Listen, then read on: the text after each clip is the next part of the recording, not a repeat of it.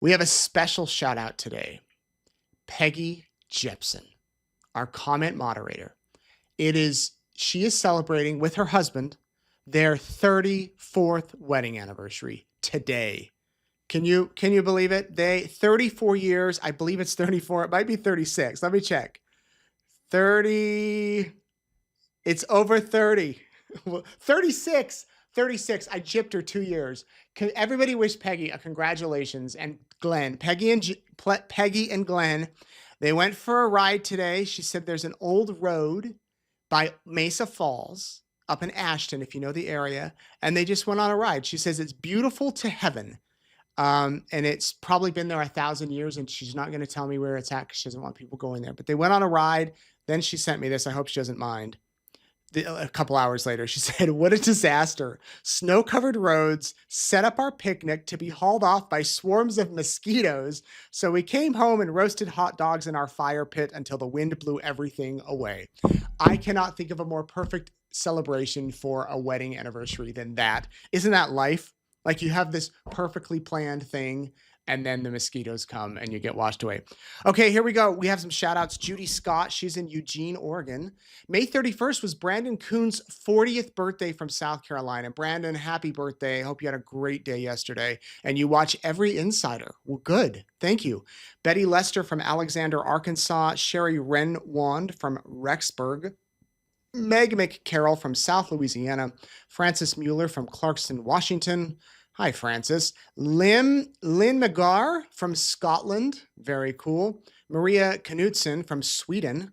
I love our international audience. Another one from Scotland. Kathleen Allen from Aberdeen, Scotland. Annie Welker from Florida. And Peggy and Glenn, she put her name on the list. I didn't even know that till now. Celebrating 36 of marital bliss. Well, mostly. LOL. Okay, questions. Here we go. Judy, if Lori is still sick next week, does court go on without her? Can one of her, quote, partners step in for her? I think that Rachel answered that question. It could go on without her. It could. In Lori's case, I don't foresee it going on without her. I think she will want to be there. And I think that I hope she's back tomorrow. We'll see. Marie, have they published any of the judges' responses? They had not as of Friday. But they probably will hit tomorrow. A lot of times they're filed and then it can take some time before they're put up.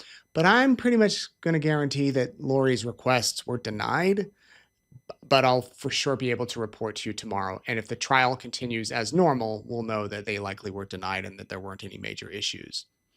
Pam, what were you and Justin doing at the railroad? I saw Justin's post. So happy to see you guys hanging out. Two favorite reporters on the story. Thank you, Pam. If you don't know what Pam's talking about, I guess I can show you the video. This was from Friday. Justin and I left court. What were we doing at the railroad? That's funny. And he needed a ride back to his station. Contrary to what you all might think, I tried to get along with and be cordial with all reporters, some better than others. That's kind of life. I'm getting you in here for my Facebook. This is the type of day. This is what the day's been like. Justin needed a ride back to his station and he didn't have a car because he just walks down because his station's close. I have a car from Teton Toyota. But my parking spot is a bit of a walk from the courthouse. It was the cheapest parking spot I could find for the month versus my parking spot last trial was fairly close. So it's a bit of a walk and I have to cross railroad tracks to get there. So we left the court. It was so hot. We were wondering what was going on with Lori being sick. It was like a weird day. And then we go to walk to the car and originally that train was just stopped. We couldn't cross to get to the car. And then finally the train moved. So he shot that video. Anyway, good question, Pam. Thank you. What kind of illnesses do they quarantine people for in the jail? I'm not sure. We did reach out to the jail to see if they had any information, and we were directed to the health department, which didn't get back to us. A lot of times they're not going to give specific jail inmate conditions. The states are very private when it comes to that sort of stuff. And they're not going to say like so and so, because it could be a HIPAA violation. So and so has been diagnosed with whatever.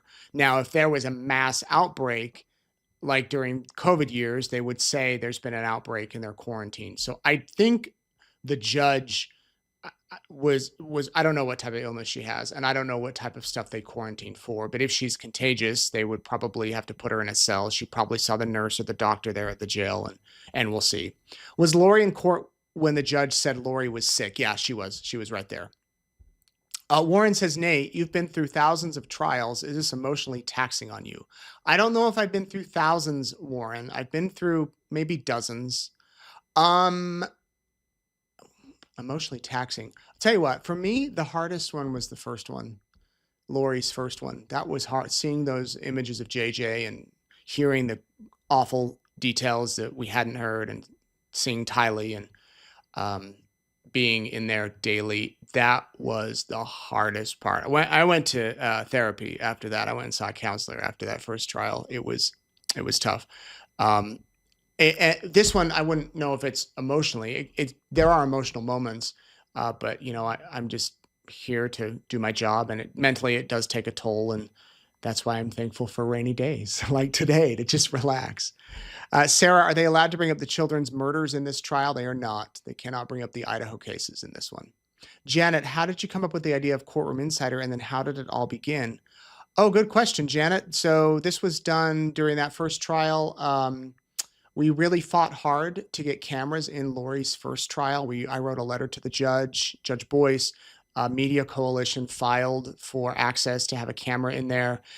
He said no, and then we asked for a live audio feed that we could bring you every day, and he said no. And then we thought, how are we going to cover this without video and without live audio? And so the court said, we'll make audio available at the end of every day, but you had to pay for it.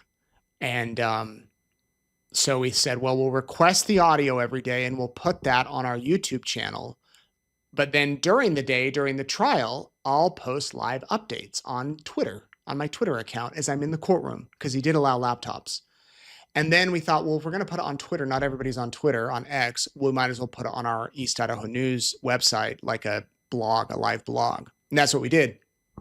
And then I thought, well, I kind of like to, I come from a TV background, so I kind of like to tell people what's happening. So maybe every night from my hotel room, I'll just do a little live video with my phone and give people an update on what's happening. And then we decided to make it bigger than that and go like for 15 minutes and get a setup of everything and different computers. And so it started off as like 15 minutes, and then it went to 30 and then an hour. And sometimes we go over an hour. It just grew. So here we are. And yeah, that's how it came about. And then I think, I don't remember if it was Lori's or during Chad's, where so many of you would ask questions that Peggy, our comment moderator, and I'm like, I can't like stop and pause and gather all the questions. Could you gather them? And so she was brought in, and that's how we've been doing it ever since. And then we've turned it into a weekly thing when trials aren't happening, to talk about other crimes. So thank you for asking. Here's where you can find me. I'm on Facebook, I'm on X, Insta, and YouTube, East Idaho News. That is where you can find the video. That's where we will be the next few days and weeks. And I just have to thank you all so much for watching. I hope you have a great week. We'll be back tomorrow night for Courtroom Insider. And of course, during the day, I'll let you know what's going to happen, if the trial is going on or if we have another sick day. And if we have another sick day, what should I do? That's the question. Let me know. All right, everybody, have a good day. We'll see you tomorrow.